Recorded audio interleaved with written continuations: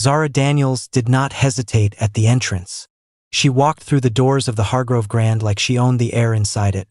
Her posture straight, her chin level, her eyes moving across the room with the kind of calm that only comes from a woman who has already survived everything the world tried to use to break her. The hall was exactly what people imagined when they pictured old money. Towering ceilings dressed in gold leaf. Long tables draped in white linen. Guests who had inherited both their wealth and their opinions about who deserved to be in a room like this one. Every head turned when she entered. Not because she looked out of place. Because she looked like something none of them had prepared for. Zara wore a floor-length gown she had designed herself. A modern reimagining of traditional Nigerian ceremonial dress, woven with deep indigo silk and gold thread that caught the light with every step. Intricate symbols moved across the fabric in patterns that told a story most people in that room would never understand. At her neck rested a single piece of jewelry. A small gold medallion on a thin chain, worn and ancient. The kind of thing that does not come from a store. She had not dressed to impress them. She had dressed to honor something far older than their opinion of her. The whispers found her before she reached the center of the room.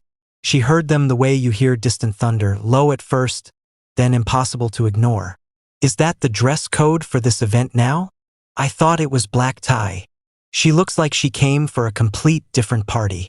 Zara did not break stride. She collected a glass of sparkling water from a passing server, nodded once to a woman she recognized from a London summit 2 years prior, and moved toward the east side of the ballroom where the evening's welcome reception was already underway. She had known this would happen. She had dressed for it anyway. Jamin Park found her within minutes, appearing at her side with the quiet efficiency of a man who never needed to announce himself. He was tall, unhurried, dressed in a black suit with no tie, the kind of understated choice that somehow read louder than everything else in the room. He looked at her the way he always looked at her, like she was the only interesting thing in a world full of noise. "You look extraordinary," he said. "You're biased," she said. "Completely," he agreed. "It doesn't make me wrong." She allowed herself a small smile.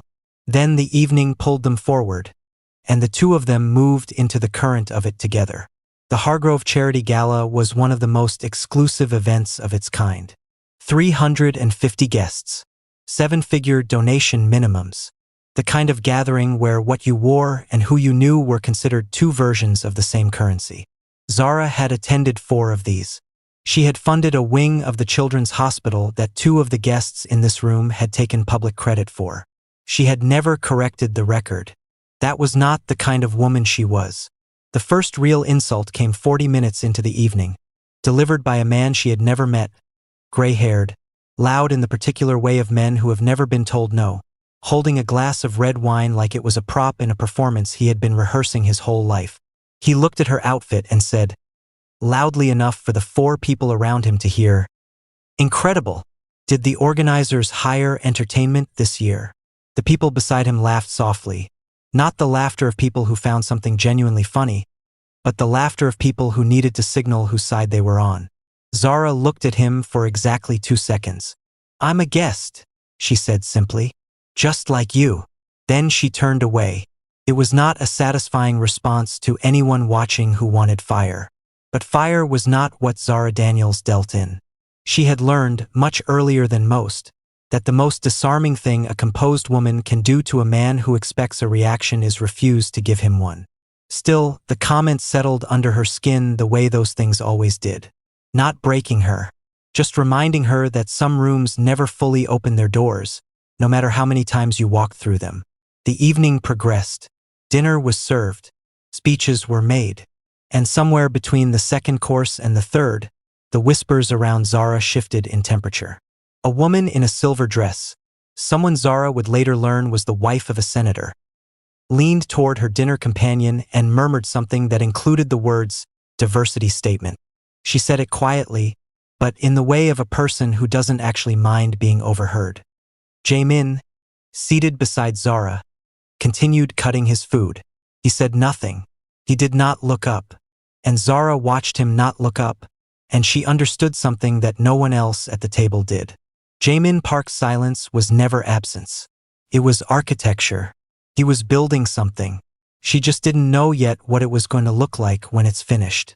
She reached under the table and touched his hand once, briefly, and he turned his palm upward without hesitation, and that small thing, that single quiet gesture, steadied her more than any speech could have. The night was not over. It was only beginning. Victoria Hawthorne arrived late, the way people do when they want an entrance rather than an arrival. She was the kind of beautiful that comes with resources and maintenance, dressed in a pale gold gown whose elegance rivaled the grandeur of the gala itself.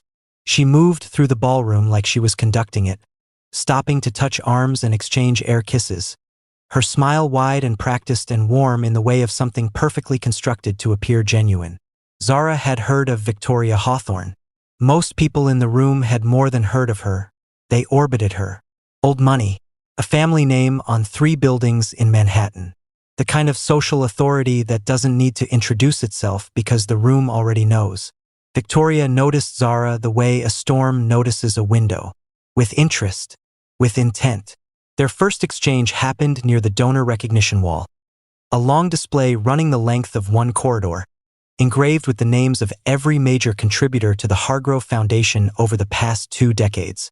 Zara had stopped there quietly, reading a few of the names, her expression unreadable. Victoria appeared beside her. "Lovely display, isn't it?" Victoria said. Her eyes moved over Zara's gown with the particular scrutiny of a woman cataloging everything she planned to use later. "Are you connected to the foundation?" "In some ways," Zara said. Victoria's smile thinned at the edges. She had expected either intimidation or eagerness. She got neither. "And your outfit?" Victoria continued, her voice carrying just enough volume to reach the small cluster of guests nearby. "Is that traditional? From somewhere specific?" "Nigeria," Zara said. "My family. How charming." Victoria tilted her head. "It's very brave, wearing something so regional, to an event like this." Brave. The word landed exactly the way Victoria intended it to, as a condescension dressed in a compliment. Zara looked at her. "Thank you," she said, in a tone that gave nothing away. But Victoria wasn't finished. She glanced at the donor wall, then back at Zara, and then, with the confidence of a woman who had spent decades saying whatever she wanted without consequence, she said, "Money can buy invitations, dear, but it can't buy pedigree." Several guests nearby went quiet. The corridor tightened. Everyone was watching now, waiting with the particular attention of people who want to see someone humiliated without having to be the ones who caused it. And Zara Daniels was quiet for a long moment. Then she said, "You're right, it can't." And she walked away. The response confused people. She hadn't defended herself. She hadn't pushed back. She had simply agreed in a way that felt incomplete, like the last page of a sentence that hadn't finished yet. Victoria watched her go with the expression of someone who had won a point but wasn't sure what game they were playing. Jaemin, standing nearby, had heard every word. He watched Zara move back toward the ballroom, and something shifted in his face. Something quiet and decided, and he turned and walked in the opposite direction, toward the stage. What no one in that ballroom understood yet, what they couldn't have known, was that the evening was no longer about a charity gala. It was about to become something else entirely. The first sign came from an elderly man in a dark suit near the back of the room. He had been watching Zara all evening with an expression that didn't match the others. Not dismissal, not curiosity, something closer to recognition. He was a former West African ambassador, now retired, and when Zara passed close enough, he reached out a hand and spoke to her quietly, his words carrying the warmth of home. She stopped. Her expression changed for the first time all evening. Not hurt, not anger. Something softer. Something that looked almost like relief at being seen. They spoke for less than 2 minutes, but the people nearby noticed. The ambassador's body language was unmistakable, the deference in it, the gravity. He was not speaking to a stranger. He was speaking to someone he knew to be significant. Across the room, a senior diplomat from Nigeria excused himself from a conversation mid-sentence when he saw the medallion at Zara's neck. He crossed the ballroom in a direct line toward her. Guests began to notice the pattern. Whispers shifted in tone. No longer mockery, something more uncertain now. Then Jaemin walked onto the stage. The room settled into applause. He was the evening's final speaker, announced to present the details of a new international philanthropic partnership his company was funding. It was the centerpiece of the gala, the reason most of the major donors had shown up tonight, and the room gave him its full, respectful attention. He stood at the podium. He looked at his prepared remarks, and then he set them aside. The room noticed immediately. There was a shift, subtle, physical, the way a room changes when it understands that whatever comes next was not on the program.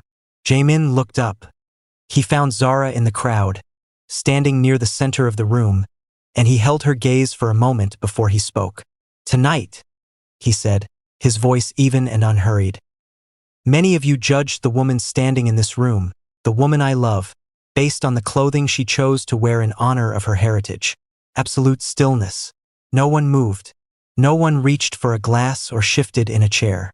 He continued, "What I'd like you to understand is what you were actually looking at." He paused not for drama, but because Jaemin Park only paused when the next thing he was about to say required space around it. Zara Daniels is a designer who built her company from nothing. She is also the direct descendant of one of the most respected royal lineages in West African history, a family whose philanthropic work, cultural leadership, and humanitarian contributions spanned more than 4 generations. The room remained frozen. The educational programs that produced 3 of the researchers credited in the Foundation's annual report. The Rural Hospital Network funded quietly through a Nigerian-based trust over the last 12 years. The scholarship pipeline that has sent over 900 students to universities across Europe and North America. He looked out across the crowd without hurry.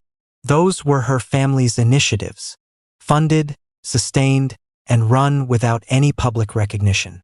Because recognition was never the point. Victoria Hawthorne stood near the front of the room. The color had left her face so completely she looked like a photograph of herself. A few guests had begun reaching discreetly for phones. Others had gone very still in the particular way of people recalculating everything they thought they understood about a room they were standing in.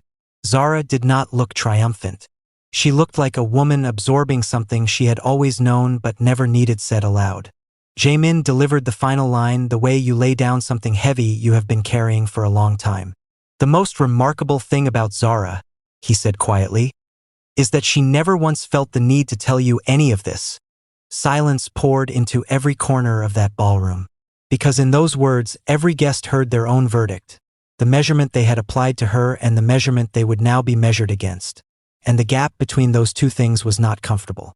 After the stage cleared, people approached Zara in a different register entirely. Apologies arrived dressed in compliments. Admiration arrived wrapped in embarrassment. She received all of it without coldness, and without the satisfaction of someone collecting a debt. She was gracious because that was who she was, not because they had earned it. Victoria found her near the exit, and for the first time all evening, she looked uncertain in her own skin.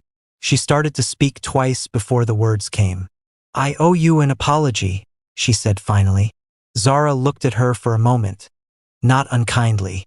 "You spent all night trying to work out where I came from," Zara said. "You never thought to ask who I am." Victoria had no answer, because there wasn't one. Outside, the night air was cool and unhurried, and the noise of the ballroom felt like something belonging to a different world. Zara and Jaemin walked side by side down the wide stone steps, and she turned to him as they reached the street. "You waited a long time," she said. He considered this. "I wanted them to show you who they were before I showed them who you are." She was quiet for a moment. "I already knew who they were." "I know," he said, "but now they know that you know." They walked into the dark without looking back. Not as a billionaire and a royal descendant, not as a story anyone else would get to tell, but as two people who understood that worth is not announced, it is demonstrated, and that the night had demonstrated something none of those 350 guests would easily forget. Some things do not need to be said to be true, but sometimes, just sometimes, it matters deeply that they are said anyway. If Zara's story reminded you that true worth comes from character, not status, share this story with someone who needs that reminder today. And if you enjoyed this journey of dignity, heritage, and unexpected justice, be sure to subscribe, because there are many more unforgettable stories waiting for you.